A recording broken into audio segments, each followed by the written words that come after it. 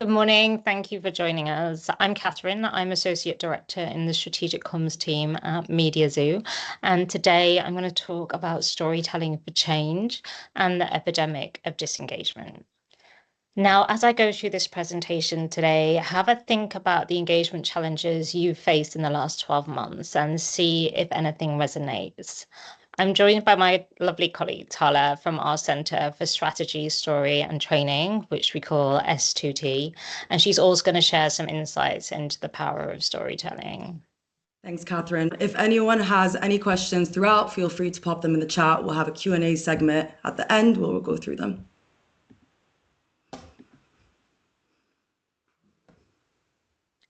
Now, what if I told you that we're facing an epidemic of disengagement with 90% of UK employees saying that they feel disengaged from their job? Does this sound close to true for your business? Now, maybe with a meme culture like this, you're probably not surprised. I know I've definitely felt like this guy looks when I open my email inbox. It's also a challenge I've helped clients with. I've worked with a global pharma company, for example. They really struggled with sending out too many emails about all their business success and updates and just really low engagement. Well, we help them build what we call a plug-in news agency, and that circulated engaging stories from around the business. And the impact for them was that facts and business success stories were shared, but in a well thought out, engaging, and timely way through content that felt more like personal stories. And now another meme. Sorry, I just love them. And we've all been in this situation. Maybe you're at a party or a work event and you're trying to tell a story, but you can't really remember why you started telling it. And people are just like nodding along and you know they're not really listening or engaging. Well, for internal comms people like us, if this happens in a professional setting, it's really tough, especially when you see stats like this one from a Gallagher survey that found that 75% of internal comms people say their main success indicator is employee engagement. I'm just going to recap here on our agenda for today, and we want to talk a little bit more about the challenge for internal comms. We've already set the scene here. I'll then speak a bit about how that impacts on business transformation. And I'm going to hand over to Tala to talk to you about facts versus stories, why they're different, and the power of emotions. We'll then watch a short film, which will bring all this to life a bit for you before we go into some time for Q&A at the end. Now, we know that communications teams are under more pressure than ever to engage their people. And on top of that, if it wasn't enough, constant change is the new norm. The average employee experiences around 10 enterprise changes per year. That's 10 things to communicate in just 12 months, which is a lot for comms people to get their head around. And to make us feel even better, according to McKinsey, 70% of all transformations fail, mostly due to a lack of engagement, lack of skills, or mismanagement of expectations. So what do we do? We're told go with storytelling. You pop it into Google, you get 234 million results. So it can't be wrong, right? Well, let me hand over to Tala to talk to you about those facts versus stories. Thanks, Catherine. So why are stories so important? Stories motivate people. They build understanding and engagement. Stories give meanings to facts and unite emotions with ideas. If you've got a bunch of facts floating around the room, they mean nothing until you can put a narrative wrapper around those facts. This doesn't leave room for interpretation and it gets your message across accurately. Stories also capture the reality of what is happening and they are memorable and help transformation happen. We know this thanks to research. For example, Stanford research shows that when we use stories, we're 12 times more likely to remember facts or key lessons. But what does all this advice mean? It points to understanding of how your people think, behave, and adapt to change. It's important to set a strategy behind your story. And Catherine's going to run through how we do that at Media Zoo. Now, we know we need to be able to tell our story really in 30 seconds, not 30 minutes. But how do we do it? Well, we start by agreeing all the objectives, the challenges, the blockers, and our tactics. And then we really need to think about what's the call to action? What do we want people to think, feel, or do? And from this, we can develop a narrative wrapper, a story. And using bespoke scenarios to do this brings more relevance to your people. Remember the global pharma company I talked about earlier on? Well, we use this approach for them. And finally, one of the most important things, avoid any jargon. It's so important to tell stories that literally anyone in your business can understand. So this all sounds great, but let's dive deeper on how we actually do it. Now, some of you may be looking at this slide and have no idea what you're looking at, but if you're at MediaZoo or if you're one of our clients, you're definitely familiar with this. This is our Story House. It's one of our key business tools at MediaZoo. When I first joined 2 years ago, I joined as a PR executive. I was given a Story House to build a press release from. And at first, not only was I surprised that all the key information that was feeding into this press release could fit on one page, but when the theory of the Story House was explained to me, I couldn't go back. It's vital to making sure we stay on track with our key messages. The concept of the Story House, it focuses on what story we're trying to tell, what audience, to try to achieve whatever it is we're trying to achieve. So let me work you through the format. You've got one headline, which is a single sentence encompassing your whole story. Under that one headline, you've got 3 key messages, which builds out that story in a bit more detail. Under each of those key messages, you've got proof points. These proof points are your facts. They build your credibility, but they are meaningless unless you put that narrative wrapper around it. So that's what that 131 on the left-hand side means. You get that all on one piece of paper, so that gives you discipline around your narrative and you stay on track with your story. Now, personal stories is the important part. Once you've got the Story House ready with your business story, you shape your personal story around this to make it even more powerful. This approach can be used across any sector. We've used it from everything from food and beverage to energy to financial services to charities. How do we build it? We do this in our strategy and story session, which is led by our senior counsel. And the difference between having your key messages and essentially your story signed off before any campaign has made a world of a difference when delivering campaigns, because all your messages are agreed in advance, so it's easy for you to apply them to any internal or external materials when needed. Well, now for the behavioral science bit. Sometimes we need to change the rules to impact culture, and honest leader and colleague stories have that power. But why? Well, the way we talk about things create norms that drive interpersonal function and behavior. These are the things that help maintain our social order. So sometimes we have to change those rules if we want to change our culture. And leaders and colleagues' personal stories are a really vital part of that. So when I started speaking about the Story House, did anyone notice that I began speaking about a personal story about my time at MediaZoo? This is a lot more effective in hooking in your audience over just starting with the facts. At the end of the day, it's all about empathy. It's easy to take any personal story and make it relevant, and we can show you how to do that. We're not just telling random stories. We're taking personal stories that talk to the heart, not the head, and we make it relevant to those key messages, but it will only just make it resonate more. From a leadership perspective, we support leaders through a range of our S2T courses. Our approach is that just do it, just won't do it. It'll only get you so far as a leader. If you want your team or your organization to take the next step into change the conversation, change how you communicate, and that has a real impact on performance, resilience, morale. The bottom line is, this is all driven by storytelling. When you unite emotions and facts to create a story, you're able to support, value, and inspire your audience, whether that be internal or external. And compassionate and empathic leadership not only gets your people on your side, but will surprisingly get you very far from a commercial standpoint. So what's our solution? How do we tell the right stories to drive change? How do we put purpose at the heart change comms? Well, we can use those mix of business and personal stories that are driven by strategy, because as we've talked about, business facts are really meaningless on their own. You need your objectives as well. You need to think about your audience, the outcomes you want, what blockers there might be, and then you can build your strategy. On top of that, you put the narrative wrapper around your facts. But these personal stories, how do we create them? Well, it's really useful to think about how movies are structured. Problem, jeopardy, challenge, that dark night of the soul where everything is going wrong, and then success against the odds. But why am I telling you this? It's because humans are complex and understanding what makes them tick is key. You need to build understanding, integrate it, and focus on your people. We as humans, we are influenced by a myriad of factors on a day-to-day basis, including emotions, cognitive biases, and social dynamics. Just to get a bit scientific here, there's a book I'm reading at the moment called The Science of Storytelling by an author called Will Storr. It's a very fascinating read, and a key message in the book focuses on how our eyes are constantly scanning for change.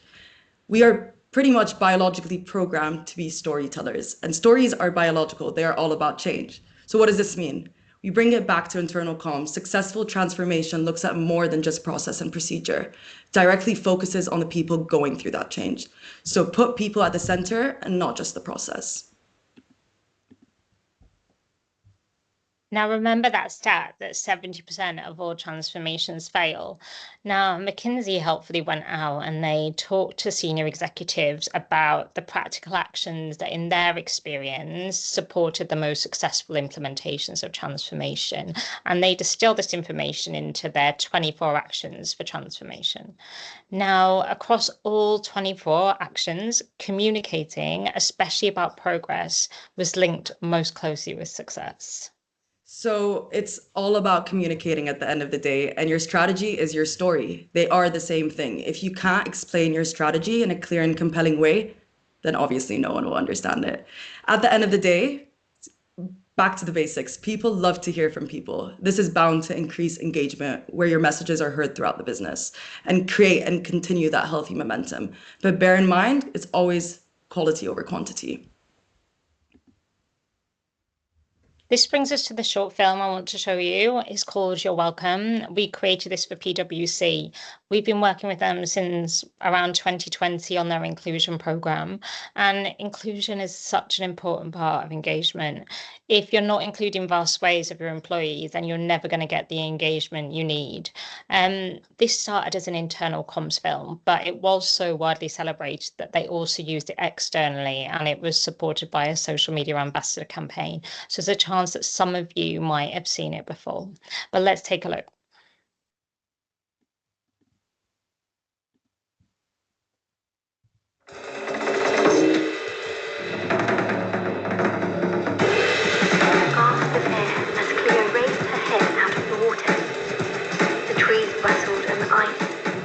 You're welcome. I'm an artist for cerebral palsy, and this is an advertisement. You're welcome.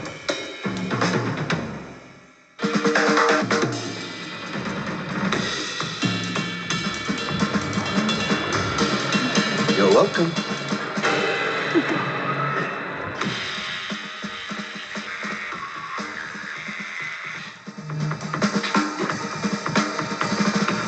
You're welcome.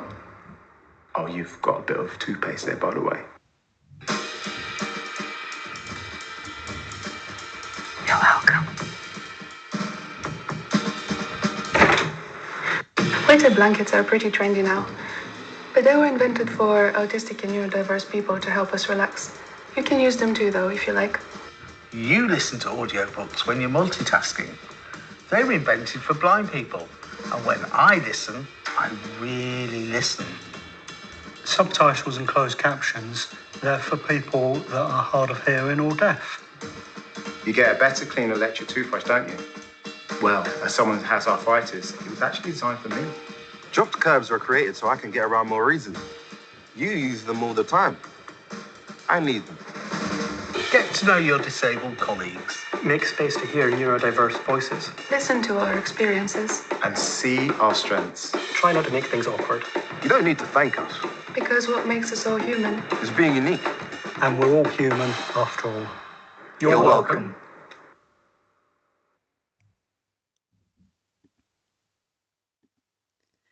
So that brings us to the end of our presentation. Thank you for everyone for joining and listening. We'll just open the floor now for any questions, or if you want to email us at training@mediazoo.tv, we'll be happy to send you any more information that you'd be curious about. So we've got a question, which is, can you give an example of where you've used storytelling to win over a client? Go ahead, Kat. Oh. Well, I think the global pharma company I talked to you about, they were really, really focused on business momentum and making their company more efficient and getting their international hubs to work together more. And they were sort of confused about how they did that because they're like, we're sending out loads of updates. Everybody knows what other teams are doing when they hit their targets, when they pass certain quality tests, etc. But no one's really like engaging with it and no one can remember it and people aren't talking to each other. And that's when we suggested using those more personal stories. So if we sent out, for example, a about like a new product being tested and that trial working really well, we made sure we told the story about the trial. And one of them was about a trial with a group of runners for a new Elastoplast. And I still remember that trial because it was such a unique way. They'd never recruited for a trial in that way before using pharmacies near running tracks. But it just makes so much sense because, of course, that's where the runners went to get their plasters. So once we started building in those stories like that, the company really got to grips with it. And we plugged in teams from all over their international hubs to speak with us regularly and push out those communications and make sure that we were also getting the personalities of people across in the business as well as those business facts. And that helped with the whole global community. People got to know one another. Great. Thanks, Catherine. What are the simplest ways to make transformation successful? Well, I think one of the things that happens with transformation law, this might be a bit controversial, but comms people aren't really involved until a lot of the decisions are made about transformation. So comms aren't baked in from the start. So that bit we talked about, laying out the business objectives, but also the audiences and maybe what blockers might come up in relation to speaking to particular audiences, how change might impact them, how they might feel about change. That's not often thought about if comms people aren't in the room early enough on to build that into the strategy from the beginning. So I think to make transformation successful, bring your comms people in at the start. Definitely, I second that. Let's have a look if there's any more. We've got one from Heather. How do you use internal comms to bridge the gap between those who feel siloed in different parts of the business? Well, I think we've all seen this quite a lot, especially if you've got like some people who are office-based, some people who are hybrid, and then some people who are completely virtual. They can feel like silos between those groups of people. And I think comms around the people stories helps with that. If you can spotlight people who are office-based and people who are virtual, maybe get them to do something, work on a comms project together. So for example, if they're a mixed team like that and they're working on something, get them to present their success story as a double header, even like this, and then encourage people like we've got in the chat now, send them questions afterwards, say hello. That's a really good way of starting to break down those silos, get people talking to each other. Another one through. Are there any other metrics that we could be using to track comm success, if not employee engagement? Other metrics. Well, I mean, sometimes we find that if you're trying to track employee engagement, it depends on how you're doing it because you've got to remember it's a little bit like with your social media or your marketing as well. People might see the content but not necessarily click like I am a chronic liker. Like my Instagram community must love me because I like everything and I comment on everything, but a lot of people don't. So there's a whole hidden audience of people that might be consuming the content and getting a positive benefit, but not necessarily liking it or leaving a comment or resharing.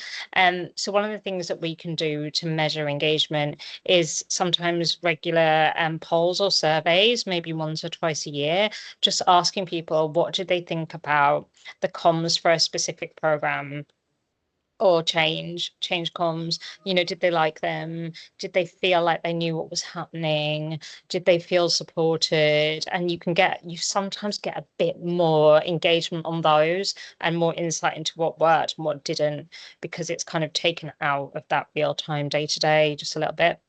Yeah, no, I definitely agree. And I think on the insight piece, sometimes you can send out a survey to your colleagues and you might not get as many responses that you want. So I think it's really important to step back, look at what you're sending out and finding new ways to deliver those, polls or surveys or whatever it is to get the results you need in a more engaging way, whether that be, asking people to drop their thoughts when they enter the office, or there's so many different ways to explore that, but it's always good to kind of test and refine that approach. So we've got 2 more questions in. One of them is from Irina. How to reduce disengagement when all methods I've tried are in vain? It seems I'm doing something wrong and it's very discouraging. Yeah, I think we've all been there from time to time. I think sometimes, again, internal comms and disengagement, people are disengaged from their jobs for loads of reasons. It's so often pinned on internal comms. Our teams, they must be doing it wrong. Why aren't people engaging with our staff? I think really it's about getting together with other heads in your business and trying to get their insights as to why people are disengaged. It might not be something that can be solved by internal comms alone. So that might just be something to try. 2, 3, 4 heads are sometimes better than one when it comes to these things. Yeah, and I think that also brings us back to the point about how important empathic and compassionate leadership is. At the end of the day, that plays a huge role in the way that people respond to messages or whatever it is, internal or external. So that's probably something to bear in mind. There's another question from Marina. What do you think will be the future trends? Oh, future trends. Well, I think people are people. They love stories. I think people like stories delivered in different ways at different times. And I think that word, I think AI is probably going to help us test that a bit more when we can do our kind of A/B testing and different timing and feed the engagement rates into an algorithm that just helps us as comm people, I think, break down some of that analytical piece and give us a bit more headspace for the actual strategy and the story bit. Rather than this sort of like pushing out timing, planning. And I can see it in some of the work I do now on internal comms projects. We do the strategy and the story house piece, and then we build out an internal comms playbook, which is the end-to-end email comms, when they're going to go out, what mailbox it's sent to.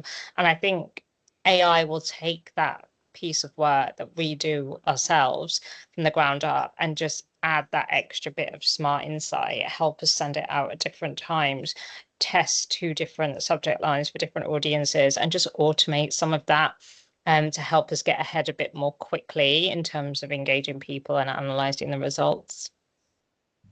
Great. Thanks, Catherine. Tyler, why don't you put the email in the chat, the email address, and then if people have got any additional questions that maybe they think of later. I know I'm the world's worst for that. I finish a webinar, I get up to make a coffee and I'm like, oh, I really wish I'd asked about such and such. So yeah, we're always here to answer any questions. And obviously we're going to circulate the presentation again, probably start of next week. So if anyone rewatches again has any questions, just please feel free to send them over. Thank you, everyone, for joining. As Catherine said, if you have any other questions, feel free to even drop us a message on LinkedIn or send it to that email that I've just dropped into the chat. But yeah, thank you, everyone, for joining, and have a lovely weekend and see you soon. Have a good one. Thank you. Bye.